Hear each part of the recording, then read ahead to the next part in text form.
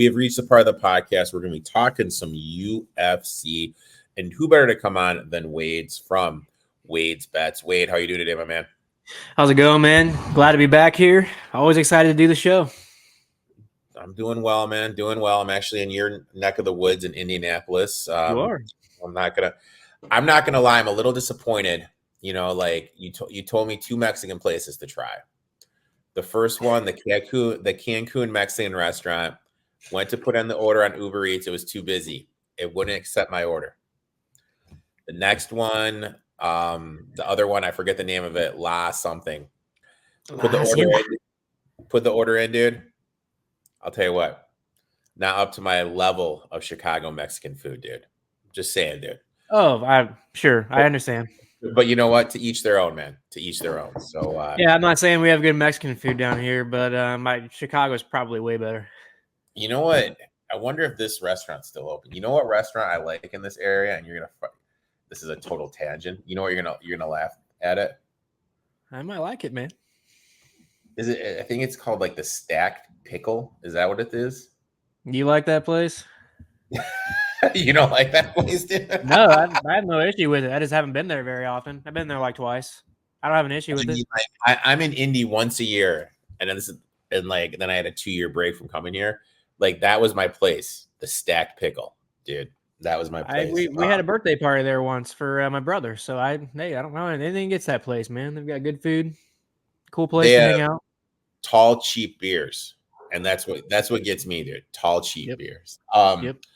But you guys aren't here to listen to Wade and I give a breakdown of the food scene here in Indianapolis. You're here to talk some UFC and hopefully get some UFC bets. This card is in Saudi Arabia. Really interesting card. Interesting to see where your head is and what you're looking to bet.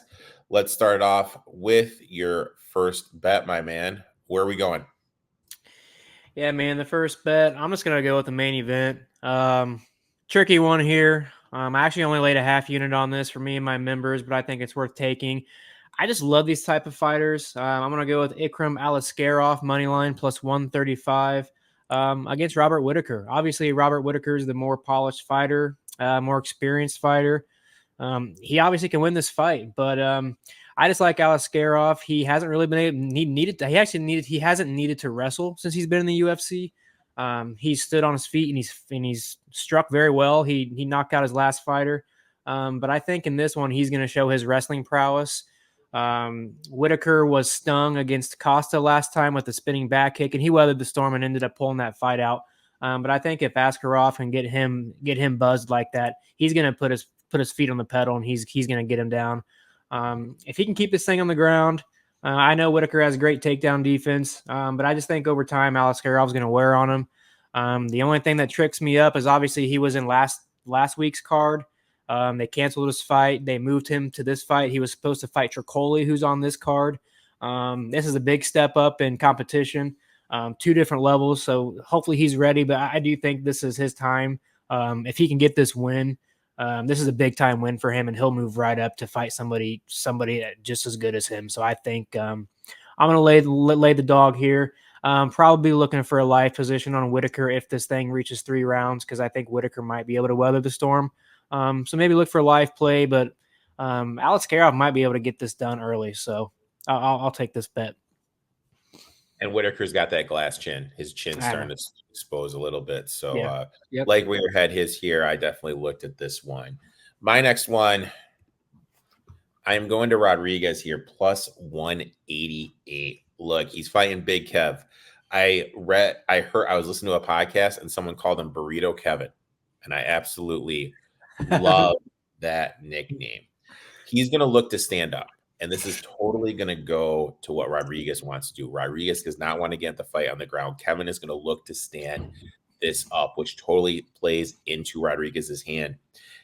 And the big thing is, this fight had to be moved up a weight class because Kevin couldn't drop the weight. And there's all these videos going around of him eating food. He looked bloated. He doesn't look like – he gives me the sense of a guy that's not taking this fight too seriously. I was doing some research, dove into it a little bit, and I kind of think he wants to leave the UFC to fight for that big $1 million prize in the PFL or whatever that's called. They have that big $1 million tournament. I think that's kind of what he wants to do. I don't think he's taking this fight quite seriously. And even if he is, his fighting style plays into exactly what Rodriguez wants to do. So I'm going to take Rodriguez here, plus 188. It's a tough one. We are on the other side of this one, my friend. I think you might be on the right side. A lot of people are probably dog or pass in this situation because he wants to trust the lazy loser, but he's a champion wrestler. He's got a really tough chin. He can hit hard. So we'll just see. If this thing goes deep, I think D-Rod's got the handle on this fight because Gastelum's probably going to gas out after 1.5 rounds. But we'll see, man. This is make or break. I kind of like your angle with him wanting to get out of the UFC. I didn't think about that. I think that's something that people may want to pay attention to. PFL $1 million tournament. Sure. I like it. Next bet, man. And you know what? I absolutely love this one. This is tough, man. Another risky one today. Usually I'm not taking too many risks, but this weekend we're going to take some risk. We're going to go with Volkov Pavlovich over 1.5 rounds for plus 130. Found that over FanDuel and DK both were at 130, but I believe DK's already moved down to maybe 115 or 110, so might have been able to get some value there. Look, man, these guys were sparring partners. They're friends. They know each other. Volkov is very aware of what Pavlovich can do. He's probably the most powerful big man in the UFC. He's fast, he's quick, and he can hurt you if he hits you. I think what Volkov has, I guess his leg up on Pavlovich is Volkov's more of a well-rounded fighter. He can wrestle, he can strike, he can win this fight in multiple paths. Where I think Pavlovich is really just going to box you. He might be able to lay on you, and if he gets you in a bad position on the ground, obviously he's a big man. You don't want to be stuck under him. He could sub you, but I don't think that's how he's going to win. If Pavlovich is going to win this, he's gonna get a knockout. So I truly think that Pavlovich and Volkov are going to be on the ground, and they're probably going to roll around and wrestle with each other, hopefully for enough minutes to push us past the 1.5 rounds. I just think they know each other too well. I think Volkov's going to be able to get to Pavlovich's tinier legs, wrap him up, keep him there. As long as they can avoid the power strikes on the ground. I mean, obviously that's a positive. Obviously that can happen with these big guys, but I don't know. I just think they're going to wrestle with each other, man. That's really the only lean I've got on this. I don't see a knockout from Pavlovich coming. Maybe late, but not early. And the knockout numbers are down with these smaller gloves. The knockout out numbers are down. So, I think that kind of plays in the favor of this going a little bit longer than people think. I also have a bet on this. I took the dog. Give me Volkov here plus 200. Anytime someone's coming off an early knockout like Sergey is, I just look to fade him the next one, especially if there are a favorite. I really think the key to this fight is the leg kicks. I expect Volkov to use his leg kicks to keep Sergey at range. And Sergey isn't known for his leg kick defense. I think that's going to be a big key to this. I think Volkov is the more rounded fighter. I think he has better cardio. And I think if he can weather the storm in that first round, Sergey Sonis' cardio sucks. And that's just going to play into Volkov's hands. But the worry is I want to get this in now, because if Volkov is able to get this into the ground early, you're not going to have value on him live.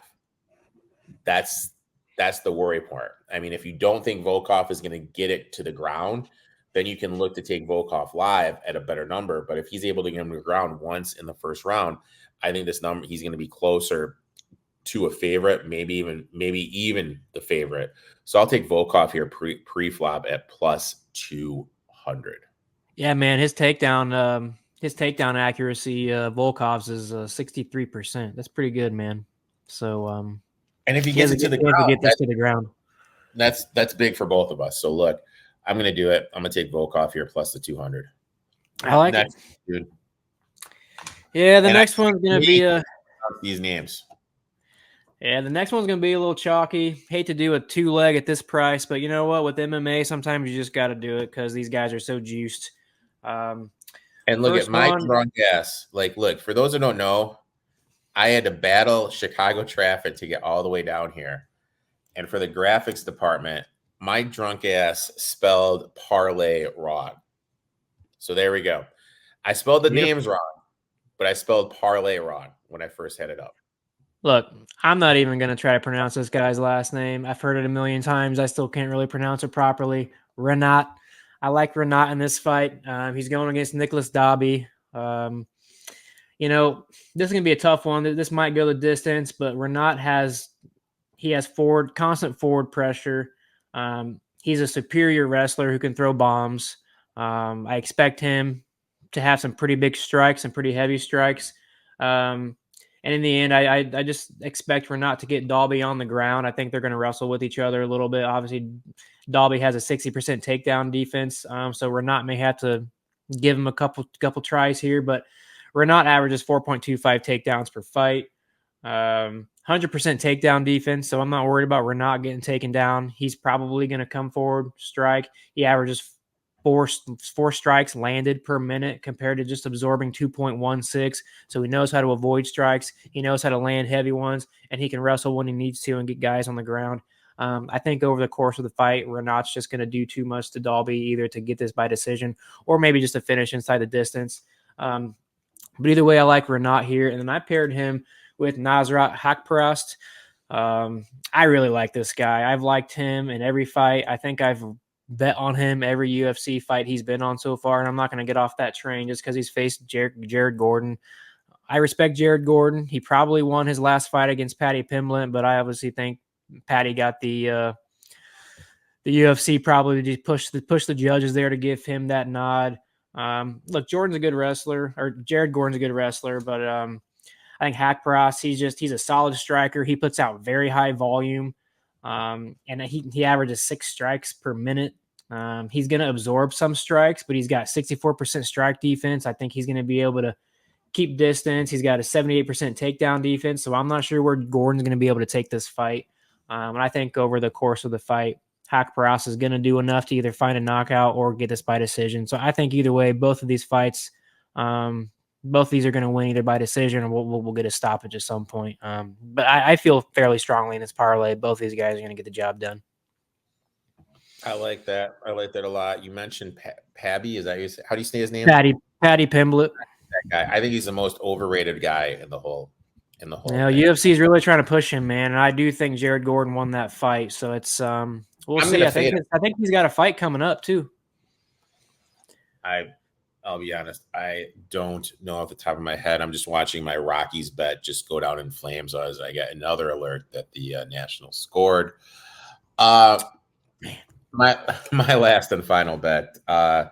Give me Ozdemir plus 105. I have a rule in UFC. I fade Johnny Walker.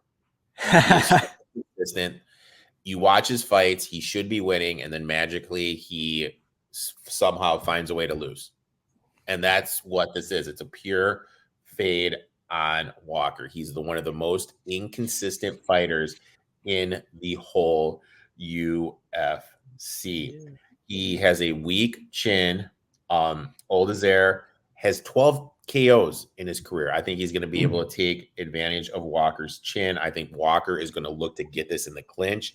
This plays in Ozdemir's wheelhouse even more. I think he's going to want to get this in the clinch. I think that's what Walker's going to look to do, and I think Ozdemir is going to be able to play him out.